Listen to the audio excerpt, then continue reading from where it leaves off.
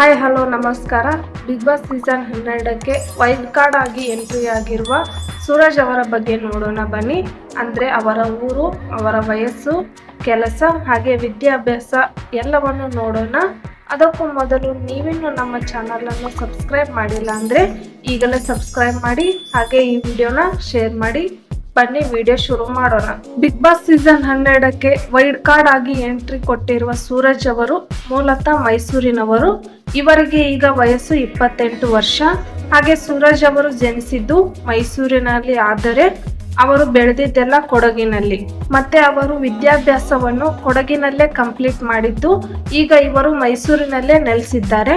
ಇನ್ನು ಸೂರಜ್ ಅವರು ವಿದ್ಯಾಭ್ಯಾಸ ಬಗ್ಗೆ ನೋಡೋದಾದ್ರೆ, ಇವರು ಇಂಜಿನಿಯರಿಂಗ್ ಅನ್ನು ಕಂಪ್ಲೀಟ್ ಮಾಡಿ ಕೆನಡಾದಲ್ಲಿ ತಮ್ಮ ಮಾಸ್ಟರ್ ಅನ್ನು ಕಂಪ್ಲೀಟ್ ಮಾಡಿರುತ್ತಾರೆ.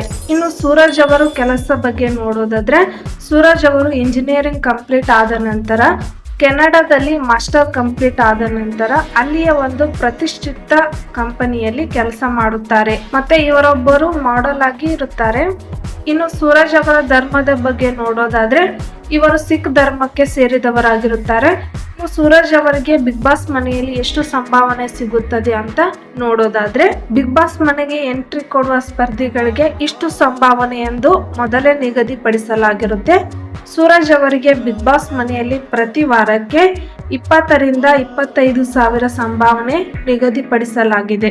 ಸೂರಜ್ ಅವರ ವೃತ್ತಿ ಜೀವನದ ಬಗ್ಗೆ ನೋಡೋದಾದ್ರೆ, ಸೂರಜ್ ಸಿಂಗ್ ಅವರು 100ಕ್ಕಿಂತ ಹೆಚ್ಚು ಕೆಜಿ ತೂಕವನ್ನು ಹೊಂದಿದ್ದು, ನಂತರ ಇವರು ತಮ್ಮ ತೂಕವನ್ನು ಇಳಿಸಿಕೊಳ್ಳುವ ಮೂಲಕ ಇನ್ಸ್ಟಾಗ್ರಾಂನಲ್ಲಿ ವೈರಲ್ ಆಗಿದ್ದು, ಹಾಗೆ ಕೆನಡಾದಲ್ಲಿ ಪ್ರತಿಷ್ಠಿತ ಕಂಪನಿಯೊಂದರಲ್ಲಿ ಕೆಲಸ ಮಾಡುತ್ತಿದ್ದ.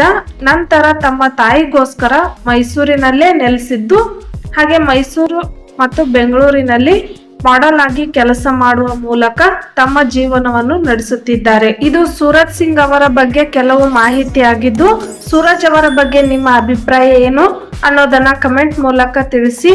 ಹಾಗೆ ಈ ವಿಡಿಯೋ ಇಷ್ಟ ಆದಲ್ಲಿ ಲೈಕ್ ಮತ್ತು ಶೇರ್ ಮಾಡಿ, ಹಾಗೆ ಸಬ್ಸ್ಕ್ರೈಬ್ ಆಗೋದನ್ನ ಮರಿಬೇಡಿ.